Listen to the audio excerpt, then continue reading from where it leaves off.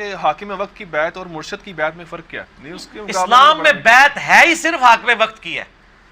سورہ نساء آیت نمبر 59 یا ایھا الذین آمنوا اطیعوا اللہ واطیعوا الرسول واولی الامر منکم، اطاعت کرو اللہ کی، اس کے رسول کی، ایمان والو، اور جو تم میں حکمران ہے. فإن تنازعتم فی شیء فردوه الی اللہ والرسول، اگر حکمران سے بھی جھگڑا ہو تو اللہ اور اس کے رسول یعنی کتاب و سنت سے فیصلہ کرواؤ. اگر تم اللہ اور یوم آخرت پر ایمان رکھتے ہو اسی کا انجام بہتر ہونے والا ہے. سورہ نساء آیت نمبر 59. تو حکمران کی بیعت ہی واجب ہے. وہ جو صحیح مسلم میں حدیث ہے جو امام کی بیعت کے بغیر مرا وہ جاہلیت کی موت مرا، اس سے مراد حکمران وقت کی ہے جب حکمران بیعت لے رہا ہو. اسی کی آج کل ایک ماڈرن فارم ووٹنگ والا سسٹم ہے. اس لیے میں کہتا ہوں سر جب ووٹ کے بعد ایک پرائم منسٹر الیکٹ ہو جائے نا، تو اگر آپ نے ووٹ دوسری پارٹی کو بھی ڈالا ہوا تھا نا، امام اب آپ کا وہ پرائم منسٹر ہی ہوگا. یہ آپ کو ایکسیپٹ کرنا پڑے گا. ظاہر ہے اب وہ چنا گیا تو پہلے تک ٹھیک ہے آپ اوپینین ڈفرینٹ رکھ سکتے، ونس ڈیسائیڈ ہو جائے پھر ایک ہی بندے کو آپ نے ماننا ہے. تو حکمران وقت کی بیعت تھی، خلیفہ راشد کی بیعت ہوا کرتی تھی. یہ پیر فقیری کی بیعت تو میرا یوٹیوب پہ کلپ لاکھوں لوگوں نے دیکھا ہے. اس کا عنوان ہے بیعت خلافت اور بیعت طریقت میں فرق. اس کا ایسے عنوان میں رکھا ہے پیری مریدی کی شرعی حیثیت. آپ پیری مریدی لکھیں نا صرف لفظ، سب سے اوپر وہ کلپ کھل جائے گا. اس میں نے بتایا بخاری مسلم میں جتنی احادیث آئی ہیں نا بیعت کی، وہ حاکم وقت کی بیعت ہے، پیری مریدی بیعت نہیں ہے. ورنہ جب حضرت ابوبکر کی بیعت ہوئی تھی تو حضرت علی نے اپنا لادہ سے کوئی خانقاہ کھولی ہوئی تھی. یہاں تو ایک پیر مرتا ہے اس کے 4 بیٹے لادہ لادہ خانقاہیں کھول لیتے ہیں، تو سارے ایک کو ہی مان رہے تھے. اسی طرح تھا نا. تو یہ پیری مریدی کی بیعت بیسیکلی خلافت کو ریپلیس کرنے کے لیے بعد میں ایک اجتہادن کی ہوئی ہے. ہمیں اس سے کوئی چڑ نہیں ہے. اجتہادن ڈاکٹر اسرار صاحب بھی بیعت لیتے تھے اگر آپ لینا چاہتے ہیں، لیکن یہ بیعت میں اطاعت واجب نہیں ہوگی. یہاں تو بیعت کروا کے پتہ نہیں کہاں سے کہاں تک وہ دین سے دور کر دیتے ہیں. اس پہ میں اپنی کوئی بات نہیں کرتا. پیر نصیر الدین نصیر صاحب کی ایک کتاب ہے پیری مریدی کی شرعی حیثیت.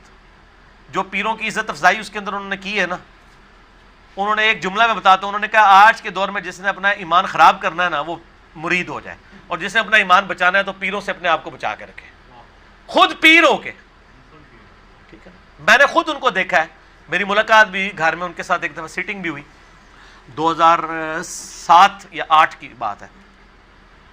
تو ان کے پاس میں نے دیکھا ایک وہ بوڑھی سی عورت آئی، وہ پیسے لے کے نا ہاتھ میں پکڑا لیں یوں اٹھا کے پڑے پھینکے، کہنی بی بی اللہ کو لو مانگ، پیر کے کر سکتا ہے. یہاں بھی جیل میں تقریر کر کے گئے نا، ایک بار ہی بلایا، دوبارہ انہوں نے بلایا نہیں ہے. محفل نعت میں ان دنوں بارشیں نہیں تھی ہو رہی، تقریر ان کی رکھی ہوئی تھی، کم از کم 25-30 ہزار مجمع تھا، پورا اسٹیڈیم کرکٹ کا بھرا ہوا تھا. اس کے بعد یہ تارا جمیل صاحب کا جلسہ اتنا بڑا ہوا ہے جو وہ ہوا تھا. مریدوں نے بلایا، انہوں نے کہا تسی کہندے پیر دیندے نے تے سارے پیر لے آؤ نا، بارش کرو. نہیں دیندا جے لے لو، اودی مرضی جدوں دے گا. اسی لیے تو کہتے آخری وقت جو جی وہ بھابی ہو گیا سی، جی یہ ہو گیا سی، وہ ہو گیا سی. اگر وہ بھابی ہو گیا سی تو پھر تہاڈی بزرگی چ کمی ہے کہ تہاڈی اولاد بھی ہو کے تہاڈے سلسلے چ بھی ہو کے وہ گمراہ ہو گیا. پیر تو اسی لیے کیا جاتا ہے نا تاکہ آپ گمراہ نہ ہو. اگر پیر ہی خود گمراہ ہو جائے، مریدوں کو چھوڑ دیں. اگر پیر گمراہ ہو رہا ہے تو بڑے بزرگوں کی بزرگی سٹیک پہ لگ گئی ہے جن کی وجہ سے وہ بیٹھا ہوا ہے. اچھا پھر میں آپ کو ایک واقعہ بتاتا ہوں. یہ شیخ عبدالقادر جیلانی رحمہ اللہ تعالیٰ کے بارے میں ایک واقعہ جی. وہ ایک دفعہ ایک جنگل میں عبادت کر رہے تھے تو آسمان سے آواز آئی، ایک روشنی ظاہر ہوئی، عبدالقادر تجھے اللہ نے بخش دیا، اب کے بعد کوئی نمازیں نہیں، جو مرضی کر. تو انہوں نے پڑھا لا حول ولا قوت الا باللہ، تو وہ شیطان تھا چیخ مار کے غائب ہو گیا. شیخ عبدالقادر جیلانی نے کہا کہ نمازیں تو نبی کو معاف نہیں تھیں، میری کیا حیثیت ہے. تو جاتے جاتے اس نے کہا کہ شیخ عبدالقادر جیلانی تیرے اس مقام پہ پہنچے ہوئے 70 اولیاء اللہ میں نے بہکا دیے ہیں اسی بات کے اوپر، تو اپنے علم کی وجہ سے بچ گیا. تو انہوں نے کہا یہ تو نے دوسرا وار کیا ہے، میں اللہ کے فضل کی وجہ سے بچا ہوں. یہ اللہ اکبر اس واقعے کی میں انجین نہیں کرنے لگا ہوں کہ سر وہ جو 70 غوث تھے جن کو شیطان نے اوندھا منہ کر کے دوزخ میں پہنچایا ہے، ان کے لاکھوں مرید کدھر گئے؟ 71 ہی چوں ایک ہی بچیا جے، 70 نو تو شیطان لے گیا جے. تے سانو کے پتا ہے تسی جڑے پیر ساڈے بنا رہے ہو انہاں نال کی ہونا ہے. اگر غوثہ نہ لے ہویا ہے تو پھر ہم کہتے ہیں اس کو اپنا پیر مانے جس کی گارنٹی قرآن میں ہے، ما ضل صاحبکم وما غوا. تمہارے نبی نہ کبھی بہک کے ہے نہ کبھی بیرا چلے. اور یہ اعلیٰ حضرت نے خود لکھا ہے. اعلیٰ حضرت کی ایک کتاب ہے بیت و خلافت. اتنے چند چڑھیا جڑا دیکھ رہے ہو جناب, چڑھ گیا چند. اچھا, بیت و خلافت کتاب ہے اعلیٰ حضرت کی, وہ میں نے اس میں حوالہ دیا ہے. اس میں انہوں نے لکھا ہے کہ یہ جو بایزید بستامی کا قول ہے نا, جس کا کوئی پیر نہیں, اس کا پیر شیطان ہے, یہ محض باطل ہے. تحقیق ہر سنی مسلمان کا پیر محمد رسول اللہ صلی اللہ علیہ وآلہ وسلم. ٹھیک ہوگا جی. تو یہ اعلیٰ حضرت خود کہہ رہے ہیں کہ بایزید بستامی نے جو بات کی ہے یہ باطل ہے. جب ہم کرتے ہیں تو کہتے ہیں بزرگوں کی گستاخ ہے. تو ہم بزرگوں کی گستاخیاں بزرگوں کے اقوال کی روشنی میں ہی کر رہے ہوتے ہیں. میں اعلیٰ حضرت کے ساتھ ہوں کہ یہ باطل ہے اور یہ جھوٹ ہے. جو کلمہ پڑھ لے. پھر قرآن میں تو بیعت آئی ہے اللہ کی, سورہ توبہ میں آیا اللہ تعالیٰ نے مومنین کی جانیں اور مال جنت کے بدلے میں خرید لی ہیں, اس بیعت پر خوشیاں مناؤ. سر جب میری بیعت ہوئی ہوئی ہے اللہ سے اور اس کے رسول سے صلی اللہ علیہ وآلہ وسلم, تو میں چھوٹے موٹے پیر کیوں پڑھا جنہوں نے منو روٹی دے کے تو پالنا پہ جائے. میں پھر وہ اکثر بات کرتا ہوں نا کہ لوگوں نے گاڑیوں کے پیچھے لگایا ہوتا ہے نگاہ مرشد, حالانکہ وہ نگاہ مرشد نہیں ہوتی, وہ ھذا من فضل ربی ہوتا ہے.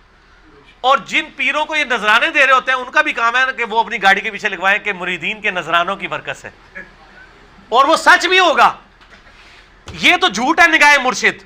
یہ تو بیچارہ پورا دن ٹیکسی چلا رہا ہے, پیچھے لکھا ہوا ہے بری بری امام بری کر دے کھوٹی قسمت ہری, اور جا کے امام بری کے وہاں پہ مزار کے اوپر جا کے چندہ بھی دے رہا ہے. اس مزار کے اوپر جو سارے معاملات چل رہے ہیں وہ تیرے چندے سے چل رہے ہیں. یہ تو ہونا چاہیے اس مزار پہ لکھا ہو کہ ٹیکسیوں والے اور غربا کی نگاہ کرم سے. یہ سچائی ہوگی. یا پھر خدا کے لیے آپ لکھو ھذا من فضل ربی. حضرت سلیمان علیہ السلام کے دربار میں جب وہ پلک جھپکنے سے پہلے وہ لے آیا ان کا وہ امتی یا فرشتہ یا جو بھی تھا, جس کو آصف بن برخیا کہتے ہیں یہودی, مسلمانوں میں ان کے ہاں نام ہے, قرآن میں نام نہیں آیا. تو انہوں نے اس کی تعریف تو نہیں کی, انہوں نے کہا ھذا من فضل ربی, یہ میرے رب کا فضل ہے. حضرت زکریا علیہ السلام مرشد تھے سیدہ مریم کے. سورہ ال عمران میں آتا ہے بے موسمی پھل وہاں پڑے ہوئے. حضرت زکریا کہتے ہیں تیرے پاس مریم یہ فروٹ کہاں سے آتا ہے؟ وہ مریم اگر آج کی ہوتی نا تو کہتے حضور نگاہ مرشد ہے, تہاڈی دعاواں دی برکت ہے. انہوں نے کہا یہ میرے رب کے پاس سے آتا ہے. اگے حضرت زکریا نے بھی کہا کہ میں تمہیں سکھایا سی, تو میری مرید نہیں, تیری جرت میرے بغیر ڈائریکٹ اللہ تک پہنچ رہی ہے. نہیں, جب انہیں بات سنی چپ کر کے محراب میں چلے گئے اور یہ سوچا کہ جو اللہ مریم کو بے موسمی پھل دے سکتا ہے مجھے اس بڑھاپے میں اولاد بھی دے سکتا ہے, میں بھی بے موسمی ہوں. اور کہا یا اللہ مجھے اولاد دے دے جو اولاد یعقوب کا وارث بنے. یہ خانقاہ ٹیمپل آف سلیمان, یہ جو خانقاہ ہے ہیکل سلمانی, اس کا مجھے ایک گدی نشین چاہیے. یہ تہاڈے لیے گدی نشین نہیں, نبی جو توحید سکھائے, جو اولاد یعقوب کا وارث ہو بنی اسرائیل کا. اللہ نے ان کو بڑھاپے میں, وہ بڑی پیاری دعا ہے سورہ مریم میں, میرا بال سفید ہو چکے ہیں, سر چمک اٹھا ہے سفیدی سے, میری بیوی بھی بانجھ ہے, میں بوڑھا لاغر ہو چکا ہوں, پھر بھی مجھے اولاد دے دی اللہ نے. ٹھیک ہوگا جی, اللہ کے فیصلے. حاکم وقت کی بیعت کوئی نہ کرے اگر تو وہ پھر کافر. حاکم وقت کی بیعت نہیں, کافر والا کفر اسلام کا مسئلہ نہیں ہے. حاکم وقت کی جو بیعت نہیں کرتا نا تو بغاوت نہ کرے. بیعت اگر نہیں کرتا تو وہ ظاہر ہے کہ ایک گناہ گار ہوگا. بغاوت پہ اترے گا تو پھر اس کو قتل کیا جائے گا. حضرت علی نے جنگ صفین کیوں لڑی ہے؟ کیونکہ حضرت معاویہ نے بغاوت کر دی تھی نا, اور یہ بغاوت کا لفظ بخاری میں 2812. عمار کو ایک باغی جماعت قتل کرے گی, عمار ان کو اللہ کی طرف بلائے گا اور جنت کی طرف, وہ جماعت دوزخ کی طرف بلائے گی. حضرت علی کو نبی علیہ السلام نے فرمایا یہ جنت کی طرف بلانے والی جماعت ہے, صحیح بخاری 2812. اور مخالف پارٹی کو کہا دوزخ کی طرف, حالانکہ وہ صحابی بھی تھے حضرت معاویہ رضی اللہ تعالیٰ.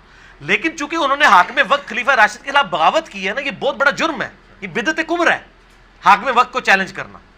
ٹھیک ہو گیا نا. اسی لیے حضرت علی نے پھر تلوار اٹھائی, پھر انہوں نے قرآن نیزے پہ اٹھا کے تو جان بخشی حضرت علی نے کر دی ان کی.